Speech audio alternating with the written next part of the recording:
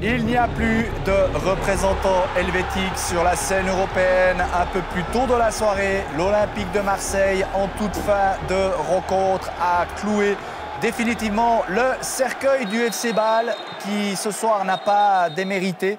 Mais au final, vous l'avez vu en surimpression, s'est incliné 2-1.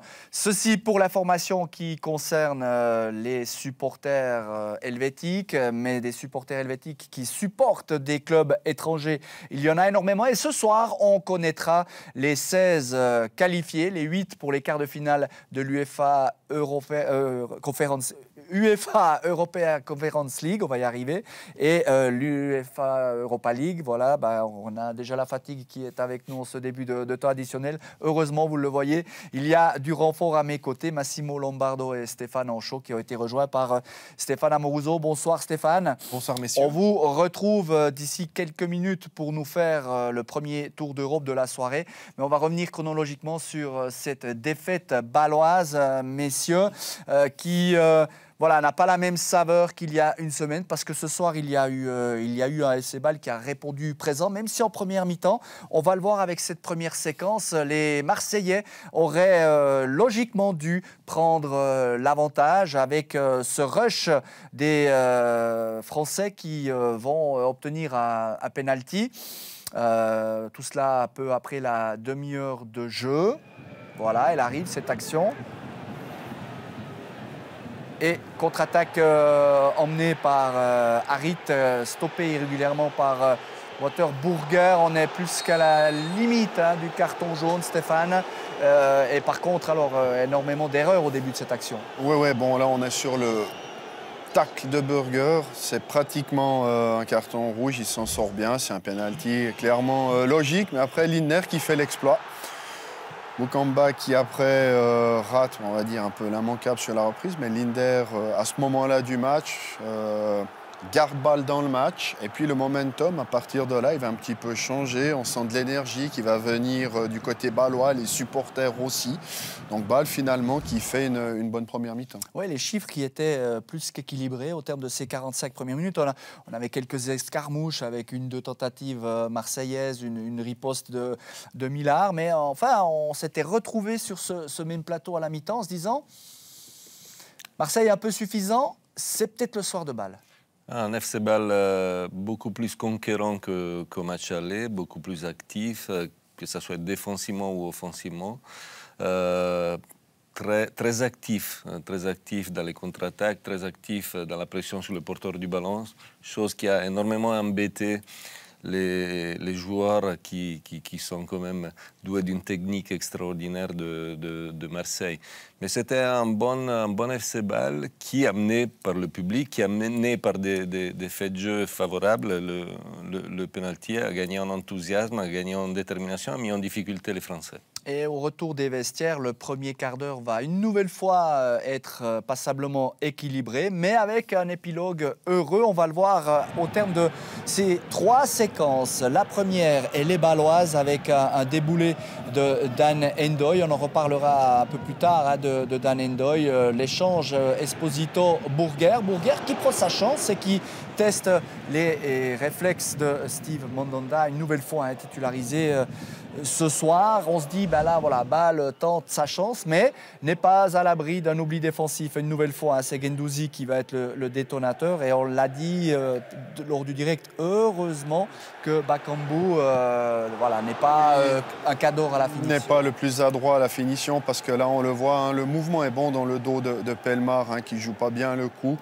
Mais après, la finition est moyenne et ça permet à Lindner de faire l'arrêt.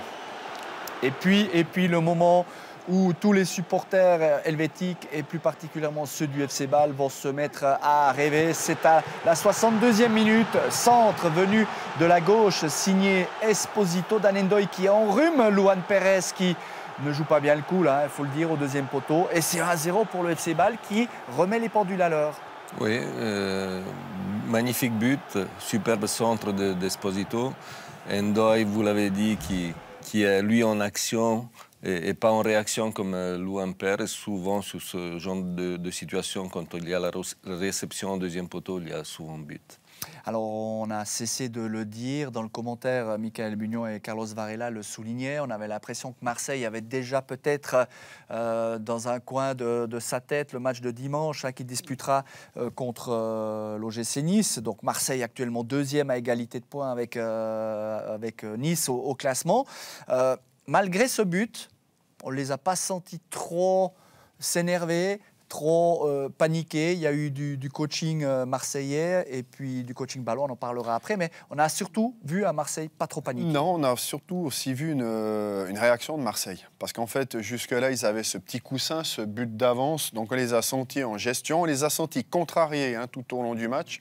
Ils ont pensé que ça allait être comme la semaine passée en termes de facilité, de jouer, de jeu, et que les buts allaient tomber facilement, comme ils auraient dû tomber il y a une semaine. Ce n'était pas le cas. Le but bâlois les a piqués. À ce moment-là, il reste 30 minutes de jeu, le coussin, ils ne l'ont plus. Il y a des prolongations qui se dessinent. Là, ils ont augmenté le niveau de jeu. Bâle, c'est un petit peu dit, on a fait le plus dur. Enfin, on est revenu. À ce moment-là, eux, dans l'intensité, ils ont un peu baissé, ce qui est normal parce qu'eux étaient dans l'énergie pour arriver à ce niveau-là, alors que Marseille était dans la gestion. Marseille était nettement supérieur, techniquement, individuellement, il n'y avait pas photo. Donc là, ils ont haussé leur niveau de jeu. À ce moment-là, on a senti que Bâle allait être en difficulté. Et après, c'est vrai, on en a parlé tout à l'heure, le coaching de Abascal a été étrange. Pour le moins. Et on va rappeler les faits quand même. 68e minute, Stéphane, Michael Lang, on n'a toujours pas d'explication, mais probablement un souci physique, de fatigue tout bonnement. Katterbach, gaucher, entre en jeu. Tavares, qui occupait admirablement le couloir gauche, doit venir à droite prendre la place de Michael Lang. Donc un changement de joueur, 2 changements de poste. Et ça, vous, le défenseur de métier, vous pensez que ça peut quand même déstabiliser la ligne de 4. Au moment où ça se passe, on se dit, tiens, étrange. Alors, Lang était bon à très bon à ce moment-là. Effectivement, il est peut-être blessé, je ne sais pas. On n'avait pas l'air de le voir, en tout cas sur son visage, il ne boitait pas, mais bref. Et après, c'est vrai que Tavares doit passer à droite, alors que jusqu'alors, il était bon à gauche. Il faisait son match. Katterbach rentre. Donc, en fait, dans une défense à 4, on change 2 positions, c'est-à-dire 50% de la défense, dans un match où on sent qu'on est à la limite. Les petites erreurs qui ont été faites jusque-là, elles ont été exploitées, les espaces. À partir de là, c'est vrai que la fin de match va être compliquée et puis les buts vont aussi tomber probablement par rapport à ces problèmes défensifs et à ces changements. Il y a déjà cette égalisation, Massimo. On fait rentrer Camara, on fait rentrer Gerson, on fait rentrer Milik, probablement aussi qui avait été économisé toujours dans l'optique du prochain match. Et là, ils vont faire la différence. En tout cas, Gerson, on va le retrouver sur le début de cette action. C'est lui qui hérite du ballon. Et puis, il va enrhumer en 2 temps Tavares et trouver Under. Il y a beaucoup d'espace au deuxième poteau. C'est mal joué défensivement parce qu'il y a Casami qui ferme l'intérieur, donc qui concède que la possibilité de défendre sur sa droite à Tavares. Souvent, le gaucher cherche l'espace extérieur pour aller au centre. Et voilà, quelques mauvais souvenirs aussi par rapport à Tavares, parce que lors du match aller au Vélodrome, il avait énormément subi Gerson. Mais voilà, après la finition de Under est extraordinaire comme celle-ci, parce que c'est vrai qu'il y a des décalages. Bâle qui avait perdu certains repères défensifs ici, notamment parce qu'on ne peut pas se faire avoir de la sorte sur un corner, mais il faut aussi souligner la qualité dans la finition. Alors, il est totalement libre, mais il met son plat du pied, il n'y a pas de discussion, il y a 1-2 pour Marseille. 1-2 pour Marseille, effectivement, même si ce soir les chiffres étaient beaucoup plus équilibrés au final, même scénario, et au décompte final, surtout c'est l'Olympique de Marseille qui se hisse dans le top 8. Les réactions recueillies par Nicolas Emenecre au terme de la rencontre. Dan N'Doye, un but qui compte dans votre carrière, mais un but au final insuffisant. Qu'est-ce que Bâle aurait dû faire de plus, de mieux ce soir pour gratter cette qualification? Ouais, c'est sûr, je pense qu'il n'a pas manqué grand-chose. Je pense que ça s'est joué dans des petits détails. Ce but du 1 partout, je pense qu'on doit éviter de le prendre.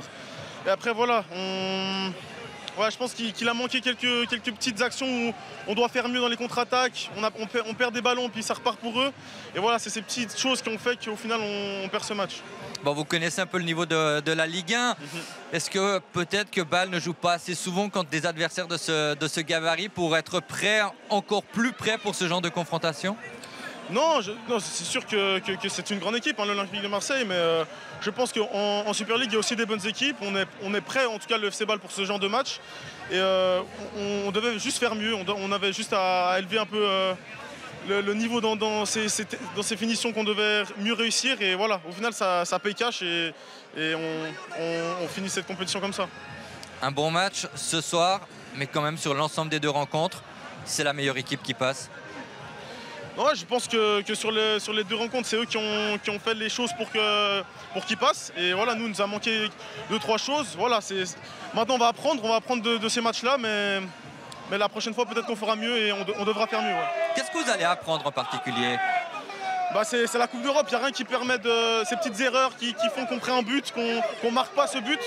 C'est ça que ça paye cash en Coupe d'Europe. Et voilà, c'est ça qu'on doit faire mieux pour les prochains matchs. Même en championnat, il faudra faire mieux pour ça. Place au championnat désormais, il n'y a plus que cela. Pourquoi? Pour viser quoi dans cette fin de saison?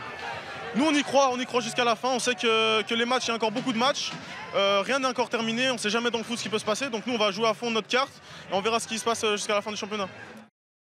Matteo Guendouzi, l'OM s'en sort. L'OM a douté à un moment ou un autre de cette confrontation ou absolument pas? Bon, on va pas se mentir qu'évidemment on a pris un premier but, donc on savait que ça allait partir en prolongation si on en restait ici. Mais je pense que sur l'ensemble du match et sur l'ensemble des deux matchs de manière générale, on mérite largement notre qualification. Je pense qu'on a été supérieur à eux sur les deux matchs. C'est vrai qu'on a manqué un peu de réalisme, même ce soir on a eu de nombreuses occasions peut-être pour tuer le match plus tôt, notamment avec le penalty. Mais voilà, on est très heureux de passer ce soir. Il faut oublier que c'est un match de Coupe d'Europe. On est venu ici, il y avait une bonne ambiance, sur un terrain pas très facile non plus, face à une équipe qui a tout donné. Donc on est très heureux de passer ce soir et c'est ce qu'on va retenir. Vous êtes venu avec une certaine assurance aussi, sûr de votre force? Oui, bien sûr, parce que voilà, on est sûr de nos qualités. On sait qu'en ce moment on est sur une bonne période. Au match aller, comme je l'ai dit, on méritait de gagner beaucoup plus que 2-1. Donc par rapport à ça, on était voilà, assez confiants parce qu'on savait que si on reproduisait à peu près le même match qu'on avait passé au match aller, ça allait bien se terminer. Donc on est très heureux de la qualification ce soir et voilà, c'est de bon augure pour la suite. On sait qu'on joue toutes les compétitions pour les gagner, mais quand on est en quart de finale, on se dit vraiment que là, il faut la jouer pour la gagner, même s'il y a une qualification pour la Ligue des Champions à chercher en championnat. Bien sûr, maintenant on est sur deux compétitions encore. On a le championnat qui nous tient à cœur parce que il y a une place en Ligue des Champions à aller chercher, on est encore deuxième. Donc il va falloir jongler avec les deux, mais on a largement l'équipe pour, on a l'effectif pour. Donc voilà, comme ce soir on a fait un très bon match, va falloir continuer sur cette lancée pour enchaîner les victoires. Effectivement, Marseille sur une bonne dynamique. Même à l'interview, hein, on sent quand même que Guendouzi, c'est le patron, l'analyse, cash, tout est dit. Oui, il a de la bouteille. Pour 22 ans, je crois, c'est clair que dans son analyse, elle est pertinente. Alors après, on ne va pas dire que Pellemard et Ndoye, elle ne l'est pas, mais c'est vrai que quand on parle de détails, hein, les Balois ont parlé de détails, mais qu'est-ce que c'est les détails? C'est pas aussi simple que ça de soigner les détails. Finalement, c'est une différence de niveau quand même. Je veux dire, la finition sur le premier but, même sur le deuxième, les Balois ne sont pas capables de faire ce genre de finition-là, même si le but d'Ndoye de la tête est beau. Voilà, les détails, c'est un tout. C'est une qualité de joueur, c'est un club, c'est un collectif. Et on l'a vu sur ces deux matchs, Bâle n'est pas encore à ce niveau-là, même s'il n'a pas démérité ce soir. Clairement, il n'y avait pas photo. À la fin, c'est 4-2. Ça aurait probablement pu être même plus 6 ou 7-2. Donc voilà. Je crois que c'est la fin de cette épopée en Conference League. Est-ce que Bâle a appris quelque chose? Certainement, mais pour progresser après, à un certain moment, il faut aussi quand même avoir des meilleurs joueurs. Donc pour l'instant, Bâle n'est pas encore au niveau des grands clubs européens. Alors place au championnat, le prochain déplacement à Getafe, mais effectivement, le FC Bâle sur cette fin de championnat, Zurich, ça paraît quand même compliqué. Je visais la deuxième place? Oui, c'est ce qui est réaliste? Oui, ce qui est réaliste. Alors, je pense que Zurich va faire le job jusqu'à la fin. Voilà. Après, il y a aussi cette rivalité avec Young Boys à ne pas négliger. Après, je reviendrai sur le niveau, parce qu'on a beaucoup parlé sur les 2 matchs du niveau technique de Marseille, qui est clairement supérieur. Mais je pense que le haut niveau, c'est un tout, c'est un amalgame de différents paramètres. Si on pense aux joueurs offensifs du FC Bâle, ils se sont pas montrés, mais probablement parce qu'en face, athlétiquement, c'était aussi plus fort. Tchalov a l'habitude de faire la différence dans le championnat suisse. Sur les situations de contre-attaque, il était souvent repris par Saliba, qui lui est extrêmement puissant, même par Tchaleta Tsar. Et ça, pour moi, c'est aussi une évaluation à faire. Oui, il y a l'aspect technique, mais qui est en lien aussi avec l'aspect tactique, mais aussi athlétique. Voilà pour cette première affiche de la soirée. Voilà, il a longuement attendu, il est dans les starting blocks. Stéphane Amoruso, vous avez regardé plusieurs rencontres pour nous ce soir. Comment dit-on pot pourri en norvégien? Alors écoutez, vous me prenez un peu au dépourvu, même si je vous ai entendu en parler dans les coulisses ici. Alors, je suis allé faire mes petites recherches. Alors, selon Google Traduction, parce que j'ai vraiment pas de notion de norvégien, on dit gritte pourri. Voilà. Alors, on commence le gritte pourri avec justement la belle surprise de la soirée. Alors, je ne sais pas si on peut encore parler de surprise, véritablement, quand on parle de Bodø Glimt dans cette compétition. Mais effectivement, le club norvégien s'est qualifié pour les quarts de finale. La victime se nomme cette fois l'AZ Alkmaar. Après un match aller perdu 2-1 sur un pénalty dans les arrêts de jeu, les Néerlandais ont cette fois cédé en prolongation sur ce but d'Alphonse Samsted à la 105e minute pour le 2-2. L'Islandais qui reprend victorieusement ce centre de Vetlesen pour son tout premier but européen. Et donc le petit poussé norvégien continue sa route en Conference League et jouera son premier quart de finale en Europe. De la Norvège, on passe au Danemark, où après le prolifique 4-4 de l'aller, les filets ont à nouveau beaucoup tremblé, mais seulement d'un côté cette fois-ci, puisque le PSV Eindhoven s'est imposé 4-0, grâce notamment au doublé de l'Israélien Zahavi, dont on voit ici le premier but à la 10e minute. Il profite également, vous le voyez, de l'erreur du portier adverse pour ouvrir le score. La Roma, de son côté, a eu chaud, mais a terminé le travail qu'elle avait commencé à Arnhem la semaine passée. Après s'être imposée 1-0 aux Pays-Bas, la Louve a arraché le match nul contre le Vitesse grâce à ce but de Tammy Abraham à la 90e minute. Sans ce but, on partait en prolongation et c'était le danger assuré pour les Italiens. Et dans ce qui était peut-être le plus beau duel de ces huitièmes de finale, Leicester a éliminé Rennes. Les Bretons ont gagné néanmoins 2-1 après leur défaite à l'aller 2-0. Mais cela n'a pas suffi. C'est Bourigeaud qui a ouvert le score et qui a fait exploser de joie les 27 000 personnes du Roazhon Park. Une joie, vous allez le voir tout en bas de l'image, qui a fait céder une partie des barrières de sécurité. Un événement qui aura fait une dizaine de blessés légers. Finalement, plus de peur que de mal dans cet événement-là, et on notera tout de même la réaction des Français, insuffisante toutefois, puisque ce sont les Foxes qui passent en quart de finale. Et en Conference League, les 8 qualifiés pour les quarts de finale sont connus. Alors il y a des favoris qui émergent de ce tableau des qualifiés, puisque Leicester, la Roma sont qualifiés, Feyenoord également s'est qualifié, l'Olympique de Marseille et le Slavia Prague qu'on ne va pas sous-estimer, tout comme le PSV. Messieurs, vous arrivez à dégager, bien compliqué quand même, mais, oui, mais un ou l'autre favori? Je pense quand même que la Roma, Marseille, Leicester sont probablement les favoris pour aller au bout. À ne pas sous-estimer les deux clubs hollandais quand même, le Feyenoord et le PSV. Voilà. Moi, je pense Leicester. Après, c'est clair, si on parle de potentiel sur le papier, Marseille et la Roma, mais je pense que le club anglais, il ne faudra pas le sous-estimer.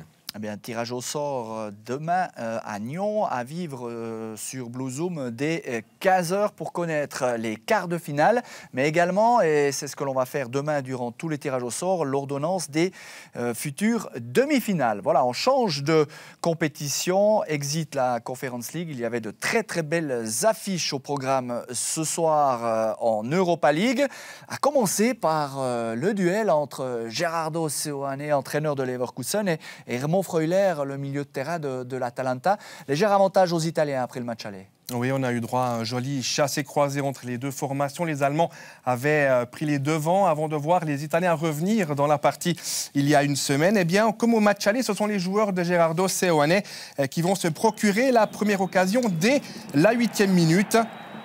Sur ce service de Bakker, Diaby se retrouve en bonne position, mais regardez, Juan Musso s'interpose devant le Français. Moussa Diaby, c'est lui qui s'est fait l'auteur du 3-2 à l'aller, le but de l'espoir pour le Bayern dans ce 8e de finale. Plus rien ne sera à noter dans cette première mi-temps. En deuxième mi-temps, eh bien, regardez, l'Atalanta va se faire encore une fois surprendre dès le retour des vestiaires. C'est à nouveau Diaby qui est parfaitement lancé dans l'axe par Demirbay. Mais le joueur du Bayern, une nouvelle fois, se heurte à Musso. La reprise de Demirbay finit ensuite sur le filet extérieur. Deuxième miracle donc du portier de l'Atalanta qui maintient le maigre avantage d'un but pour la DA, un avantage qui va même passer à 2 réussites puisque les joueurs de Gianpiero Gasperini vont réussir à marquer dans les arrêts de jeu sur leur seule véritable occasion. Sur un ballon perdu par les Allemands, Boga récupère et effectue une contre-attaque éclair. L'Ivoirien va aller au bout de son idée et inscrire le 1-0 qui sera le score final. Le joueur prêté par Sassuolo cet hiver marque son tout premier but pour son 4e match européen. L'Atalanta retrouve de ce fait les quarts de finale de cette compétition pour la première fois depuis 91, mais c'était encore à l'époque la Coupe de l'UEFA. Voilà pour ce premier résumé. Exit donc Gerardo Seoane. Confrontation face à Remo Freuler, donc avantage aux Lucernois que l'on retrouve à l'interview. Vielleicht abgezockt, oder ja, zweite Halbzeit muss man sagen, waren sie klar besser. Wir haben gut verteidigt, sie hatten 2-3 gute Chancen, um ein Tor zu schießen. Aber schlussendlich, wenn man die beiden Spiele sieht, ich denke auch die zweite Halbzeit bei uns, waren wir klar die bessere Mannschaft. Und wir haben von Anfang an gesagt, es wird ein 50-50-Duell. Und wir haben für uns entschieden und wir sind sehr glücklich. Und vielleicht ich bin heute Abend ein bisschen glücklich. Notre deuxième mi-temps était vraiment meilleur. Nous avons bien défendu car ils ont quand même eu quelques occasions de but. Mais au final, quand on regarde les deux matchs, et notamment la deuxième mi-temps que l'on a disputé la semaine dernière chez nous, nous étions clairement la meilleure équipe. Nous avions dit dès le début, dès le tirage au sort, que ce serait du 50-50 entre Leverkusen et nous. Nous avons pu nous qualifier. Nous en sommes très heureux. Mais peut-être qu'au vu de cette soirée, on a quand même eu un peu de chance. Merci Stéphane Amoruso. Je vous libère entre deux réactions, parce que l'on va accueillir Stéphane Franière pour la suite de nos résumés. Mais entre-temps, on va écouter Gerardo Seoane à l'interview. Ja, wir sind enttäuscht nach dem Spiel. Ich glaube, uns ist ein gutes Spiel gelungen, außer im Abschluss. Die Effektivität gefehlt, ähnlich wie am Wochenende in der Meisterschaft. Ja, wir haben 2-3 hochkarätige Chancen gegen eine Mannschaft, die sehr wenig zulässt. Muss das dann reichen, diese 2-3? Oh, wenn sie so klar sind wie die von Musa in der zweiten Halbzeit, dann denke ich schon. Aber insgesamt haben wir diesen Gegner sehr lange, sehr gut im Schach gehalten. Das ist eine Mannschaft, die aus der Champions League kommt. Das ist eine Top-Mannschaft, sehr abgezockt, mit viel Qualität. Kann der Mannschaft heute keinen Vorwurf machen, außer dass wir nicht effektiv genug waren. Gerardo Seoane qui est effectivement déçu car il estime que son équipe a livré un bon match, à l'exception du dernier geste devant le but adverse. Finalement, c'est ce qu'il dit, il le répète, il l'a répété plusieurs fois, il n'a manqué que les buts. Un peu comme le week-end dernier en Bundesliga, on a eu 2-3 très grosses occasions face à une équipe qui n'en concède que très peu. Au final, nous avons fait jeu égal très longtemps avec cette très bonne équipe de l'Atalanta qui arrive de la Ligue des Champions, ne l'oublions pas. Je ne peux rien reprocher à mon équipe, finalement, ce ne sont que les buts qui nous ont manqué. Il l'a vraiment dit plusieurs fois. Excellent travail de Gerardo Seoane pour sa première saison sur le banc de Leverkusen. Absolument, troisième au championnat, derrière des gros calibres comme le Bayern et Borussia Dortmund. Maintenant, deux défaites à la suite, contre Cologne à la maison, ce soir, une élimination. Mais c'est vrai que sur le tirage, ils n'ont pas eu de chance parce que l'Atalanta, il faut se la farcir en termes d'intensité et qualité individuelle. Alors, un qualifié la Rome en Conference League, un qualifié en Europa League avec l'Atalanta. Il y aura quand même des représentants transalpins au stade des quarts de finale. Bonsoir Stéphane Franière. Bonsoir messieurs. Vous nous emportez en Turquie, un déplacement qui s'annonçait périlleux pour le Barça, qui n'avait pas su faire la différence la semaine dernière. En effet, Alain, accroché à l'aller à la maison 0-0, les Barcelonais se devaient de réagir au stade Ali Samiyen ce soir. Ambiance brûlante comme toujours et immédiatement une équipe stambouliote qui se met en évidence. On jouait la 6e minute de jeu quand sur un long ballon en profondeur, Bafétimbi Gomis, le Français, se retrouve seul face à Ter Stegen, contré finalement par Jordi Alba, mais une première grosse frayeur pour les Barcelonais qui se doivent immédiatement de réagir. Une deuxième tentative même dans l'enchaînement pour l'équipe de la capitale turque. On revoit là la frappe contrée par Jordi Alba sur cette tentative de Gomis. Immédiatement après, 10e minute de jeu, c'est Frenkie de Jong, le Batave, qui se retrouve en position idéale et qui vient frapper juste sur la gauche. Début d'Iñaki Peña, le dernier rempart espagnol de cette équipe turque. On joue alors la 28e minute de jeu. Regardez ce coup de tête plongeant de Marcao, le capitaine brésilien de Galatasaray. Bien marqué pourtant par Ferran Torres. Il réussit à piquer ce ballon au deuxième poteau. Aucune chance pour Ter Stegen. C'est l'ouverture du score 1-0. Premier but dans cette double confrontation pour Galatasaray. Le FC Barcelone se doit de réagir et regardez cette magnifique succession de passes de la 37e minute de jeu. On enchaîne dans le petit périmètre. Les Barcelonais, sûrs de leur fait, qui réussissent même à pénétrer dans les 18 mètres par Ferran Torres qui sert Pedri sur sa gauche. Double feinte de frappe. Iñaki Peña n'a aucune chance. C'est l'égalisation barcelonaise à la 37e minute de jeu par Pedri. Vraiment somptueux cet enchaînement de passes du FC Barcelone, comme aux belles années, serait-on tenté de dire. Une occasion encore dans cette première mi-temps, dans le temps additionnel, 49e minute de jeu, quand Pierre-Emerick Aubameyang, très discret en première mi-temps, vient frapper ce ballon de la tête sur le sommet de la barre transversale. On en reste là à l'heure du thé, mais les joueurs du FC Barcelone ont clairement pris le taureau par les cornes dans ce match.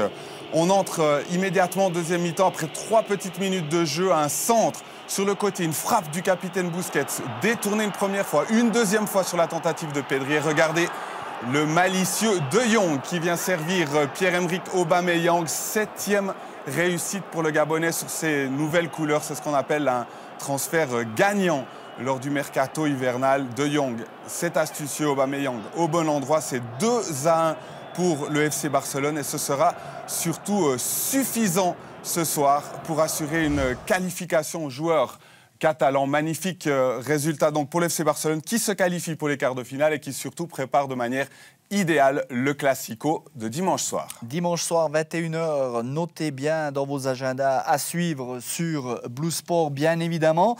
Bah oui, de revoir le Barça jouer de la sorte, parce qu'on a suivi ce match d'un œil attentif, ça fait plaisir. Ouais, c'est vrai que le Barça, depuis quelques temps, était dans le dur.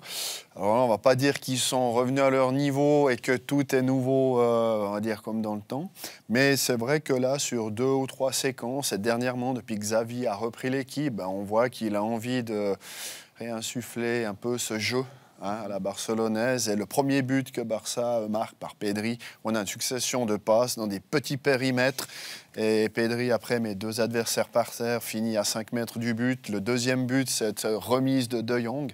Ça, c'est effectivement le Barça qu'on sent à l'entraînement dans du 5-5 petits espaces. Ils font la même chose en match. Et puis ce pari d'aller chercher Aubameyang, qui avait disparu des écrans radars en Angleterre, c'est un sacré pari. Et là, il est en train de revivre quelque part. Oui, en tout cas, il est très efficace devant le but depuis quelques matchs. C'est un grand attaquant. Alors, il a eu quelques soucis, probablement de comportement et d'attitude dans les derniers dans les derniers mois à Arsenal. C'est intéressant Barcelone parce qu'au-delà des résultats, il y a quelque chose qui se passe.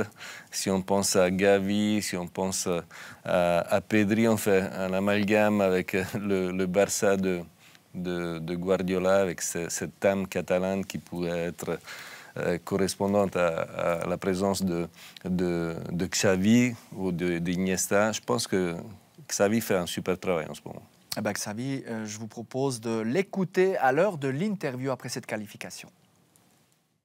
Well, that I'm very happy. I'm very satisfied for the performance of the players, of the team. We play really well. I think it's well deserved the win, the classification to quarter-final. Really happy for the players, for the effort, for the solidarity, how we work, how we play. I think this is the way. This is the way, and in a very good stadium, in a fantastic environment. Against a very good coach that they defend a lot and very well. So I'm really happy and really satisfied. Xavi qui connaît bien sa partition, parce qu'il félicite aussi l'entraîneur adverse, qui, on le rappelle, est un ancien de la maison du Barça, dans un stade fantastique. Mais ce que j'ai retenu, c'est, il dit, this is the way, c'est la voie à suivre, c'est celle-là que je veux qu'on emprunte, parce qu'il a aussi apprécié beaucoup, il a aussi énormément apprécié la prestation d'ensemble de son équipe, il le souligne. Oui, à juste titre. Et c'est vrai qu'il a dû être content de voir effectivement ce qu'il a vu, parce que c'est les principes de jeu qu'il est en train de mettre en place. Et comme entraîneur, ces principes de jeu, ça peut prendre du temps à les mettre en place. Alors quand on coach un club comme Barcelone, du temps, on n'en a pas trop, on n'a pas 6 mois. Là, ça commence à venir, ça vient assez rapidement. Et ce soir, il le dit, c'est la voie à suivre. Donc pour l'instant, les joueurs la suivent, il n'y a pas de raison que ça change et ça devrait aller de mieux en mieux. On enchaîne avec Lyon-Porto. Lyon qui avait fait une partie du travail il y a une semaine en s'imposant au Portugal. En effet, les Lyonnais capables du meilleur comme du pire. 50e match d'Europa League pour les hommes de Peter Bosz. Et ce soir, ils se devaient de capitaliser sur leur victoire 1-0 la semaine précédente. Les Lyonnais qui n'ont pas laissé le suspense durer trop longtemps. On joue la 13e minute de jeu lorsque Moussa Dembélé, sur cette fantastique ouverture extérieur pied droit de son capitaine Léo Dubois, file droit au but. Regardez le magnifique travail en profondeur de Dembélé. 1-0 pour les Lyonnais, c'est absolument tout juste dans l'exécution. Dubois lève la tête, extérieur pied droit. Le timing est parfait avec son attaquant. L'alignement de la défense du FC Porto l'est un peu moins. C'est 1-0 pour les Lyonnais et c'est extrêmement bien réalisé. À peine 10 petites minutes plus tard, la 22e exactement, lorsque ce diable de Moussa Dembélé, encore lui, réussit une nouvelle fois à déjouer le marquage des défenseurs portugais. Centre de Dubois, une nouvelle fois, et coup de tête de l'attaquant lyonnais. Il finit étendu sur le sol, mais il a montré durant cette première mi-temps qu'il retrouvait son niveau d'antan et surtout qu'il était la menace numéro 1 pour la défense portugaise. 27e minute de jeu, récupération portugaise. Très rapidement, en 3 passes, on réussit à se projeter vers l'avant. Ballon décalé sur le côté droit. C'est Fabio Vieira qui vient adresser un centre pour Pepe, le Brésilien. Regardez ce geste somptueux. C'est l'égalisation, 1 partout. On ne se pose pas de questions. Le numéro 11, pied droit fort, 2e poteau. Le dernier rempart lyonnais n'a absolument aucune chance. C'est l'un des buts de cette soirée d'Europa League. Les Lyonnais qui ne se laissent pas abattre et en deuxième mi-temps, ce sont eux qui, une nouvelle fois, vont vers l'avant. Moussa Dembélé, encore une fois, seul face à Diogo Costa. C'est le dernier rempart portugais qui sort vainqueur de ce duel. Mais Dembélé aura décidément été de tous les bons coups ce soir à la maison. 73e minute de jeu quand Paqueta, lui aussi très actif durant cette rencontre, réussit à récupérer un ballon dans le dernier tiers défensif portugais pour servir Aouar, rentré en cours de match, frappe au sol. Diogo Costa vient lui aussi montrer pourquoi il est le titulaire dans la cage portugaise et réussit à s'imposer sur cette frappe. On joue les toutes dernières minutes de jeu, un quart d'heure encore lorsque Pep, au 18 mètres, va hériter d'un ballon intéressant. Ce n'est pas le style qu'on lui connaît, mais quand même cette frappe déviée finit à quelques centimètres du poteau droit d'Anthony Lopez. Il s'en est fallu d'un rien pour le défenseur central portugais. Et la toute dernière occasion de cette rencontre, celle qui aurait pu permettre à Porto d'arracher une prolongation, c'est Vitinha qui la reçoit dans ses pieds, pied droit en l'occurrence. Malheureusement, il écrase complètement sa frappe. Ce sont donc les Lyonnais qui réussissent à se qualifier pour les quarts de finale et qui, après une alternance de très moyens en championnat, confirment en Coupe d'Europe qu'ils sont bien présents pour la suite de cette compétition. Pour le plus grand plaisir de Stéphane Henchoz qui a vibré parce qu'après un bon départ, hein, Lyon, en face c'était Porto quand même, mais c'est fait peur. Oui, c'était quand même Porto, mais sur l'ensemble des deux matchs, je pense que Lyon a mérité sa qualification. Ça s'est joué à pas grand-chose, hein, à des détails, que ce soit l'aller et le retour. Mais c'est vraiment important pour le club parce qu'en championnat, ça va être compliqué d'accrocher le podium, même qu'il reste une petite chance. Donc maintenant, il faut vraiment miser sur l'Europa League. Donc c'est bien pour la suite et la confiance. Lyon en quart de finale. Merci Stéphane pour ces résumés. Je vous propose de partir à Londres pour un des chocs de ces huitièmes de finale. Le 6e de Premier League, West Ham United qui recevait le FC Séville, dauphin du Real Madrid. Et Massimo, on a vécu un match d'un rythme assez incroyable avec des actions de part et d'autre. Léger avantage à Séville qui s'était imposé lors du match aller. Et là, franchement, vous avez apprécié l'arrêt d'Alphonse Areola, qui, on le rappelle, est prêté par le PSG parce que un arrêt à bout portant comme ça, il faut avoir la main solide. Oui, surtout, il frappe en contre-temps. Lui, il est dans un déplacement vers la gauche. La frappe arrive à sa droite.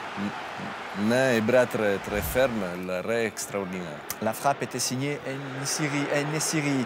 La réaction avec Antonio, et on va le voir encore un peu mieux au ralenti, c'est Koundé qui se jette dans les pieds d'Antonio et qui freine cette tentative anglaise que Bono va détourner. Tout était régulier. Là, on voit le tacle dans les pieds d'Antonio. On reste à 0-0. Pour l'instant, ça tient pour Séville. Mais le pressing de West Ham va finir par payer. On retrouve Antonio et au deuxième poteau, Souček va sauter plus haut qu'Augustinsson, le Suédois. Et c'est assez logiquement que West Ham prenait l'avantage. Oui, West Ham qui avait fait vraiment un très bon match, qui a fait un très bon match, mais jusque-là qui était dominateur. Bon dans le jeu aussi, hein. Ça peut paraître un petit peu étonnant, on se dit West Ham, qui est même 6e en Première Ligue, donc là qu'on voit qu'ils produisent du jeu. Après Antonio qui met ce centre et puis ce duel gagné, on le voit au deuxième poteau, magnifique coup de tête. C'est vrai que le jeu proposé par les protégés de David Moyes est assez chatoyant. Ils auraient pu rendre encore plus heureux ce jeune homme à la 63e minute. Mais une nouvelle fois, Bono va se montrer décisif 2 fois. Et puis le drapeau se lève pour signaler une position de hors-jeu d'Antonio. Mais on va quand même signaler double arrêt décisif devant Lanzini. On va en rester là, messieurs. 1-0 pour West Ham et au moment de démarrer le temps additionnel, eh bien, l'on disputait les prolongations et il y aura une décision avant la séance de tir au but. On découvre les images avec vous et c'est une belle histoire puisque c'est l'Ukrainien Yarmolenko qui va qualifier West Ham. Une tentative de Fornals renvoyée par Bono. Yarmolenko qui a suivi. Regardez, l'on joue la 112e minute et on va dire que sur la prestation de ce soir, ce n'est pas forcément un hold-up. Non, West Ham qui a mérité, a joué avec beaucoup plus d'intensité. Dans l'intensité, ils ont gardé une qualité extrême dans les combinaisons offensives. Pour moi, c'est la meilleure équipe, en tout cas ce soir, qui a passé le tour. Et Stéphane, à l'image de ce jeune supporter à West Ham, c'est une équipe qui attire la sympathie, une équipe de Londres, peut-être un peu moins gagnante que les autres, moins huppée. Moins huppée, c'est clair, parce que l'équipe quartier huppée, c'est Chelsea, que tout le monde connaît, Fulham aussi, même Tottenham et Arsenal, dans une moindre mesure, en termes de quartier huppé. Par contre, West Ham, c'est plus quartier banlieue ouvrière, donc on va dire en guillemets un peu plus pauvre. Mais on le voit, un stade olympique. 60 000 personnes, chaque fois plein, que ce soit les championnats, ce soir, en semaine. Et les jeunes, ils vont pas à l'école en Angleterre? Non, les jeunes, ils n'ont pas les vacances. Il ne faut pas penser, ah tiens, en Angleterre, ils ont les vacances. Non, non, ils n'ont pas les vacances. Et le petit gars, là, quand il marque, on a regardé avec l'heure de décalage, c'était 20h45. Ouais. Donc non, lui, il est debout, il ne va pas à l'école et c'est déjà un passionné, un mordu des Hammers. Et s'il est resté jusqu'au bout des prolongations, il va lui manquer effectivement quelques heures de sommeil. On termine ce Tour d'Europe avec une autre rencontre qui est partie en prolongation. Le Betis s'était incliné 1-0 sur sa pelouse face à Francfort. Et ce soir, eh bien, le Betis va réussir à faire plier Francfort dans son antre. On y a cru tout d'abord lorsque le quadragénaire Joaquin, toujours là, toujours aussi puissant, l'impression de voir les mêmes actions qu'il y a 10-12 ans en arrière. Le centre est pour Juanmi. Arrêt de Kevin Trapp avec ce ballon qui ricoche juste devant lui. Regardez, l'on joue la dernière minute du temps additionnel et le Betis avec Nabil Fekir et Borja Iglesias vont parvenir à égaliser. Là, la petite déviation au premier poteau et le stade allemand qui voilà, s'effondre. On a vu le banc du Betis bondir comme un seul homme. On part en prolongation et on va découvrir le dénouement de cette rencontre alors que l'on revoit une dernière fois le travail préparatoire de Fekir et le geste de l'attaquant Iglesias qui surgit au premier poteau. Là, c'est encore pire. Regardez, l'on joue le temps additionnel de la prolongation. Le coup franc est signé Kostic. Et là, on ne sait pas trop ce que vient faire le gardien du Betis, Rui Silva. Et il offre un boulevard à Interreger. Voilà, il y a double contact et on n'est même pas certain que ce ne soit pas un but contre son camp. Et finalement, c'est Francfort qui va passer exit donc le FC Séville. Exit également Betis. Il n'y aura pas de jaloux en ville comme ça demain matin. Ouais. Délicat à la sortie du gardien là quand même. Oui, c'est une erreur d'appréciation de la trajectoire. Probablement s'il ne sort pas, il n'y a pas de but. Objectivement, sur ce match retour, le Betis n'avait pas créé énormément. Il y a eu quelques occasions pour l'Eintracht. Et c'est vrai que deux équipes de Séville qui marchent extrêmement bien en championnat sont ce soir éliminées. Ouais, c'est vrai que Knauf avait touché la barre transversale dès la 14e minute pour le Francfort. Ça aurait pu donner une toute autre dimension à cette rencontre. Voilà, dorénavant, on connaît les 8 qualifiés également pour les quarts de finale de l'Europa League avec donc le Barça, Atalanta, les Rangers, Braga qui élimine Monaco, Lyon,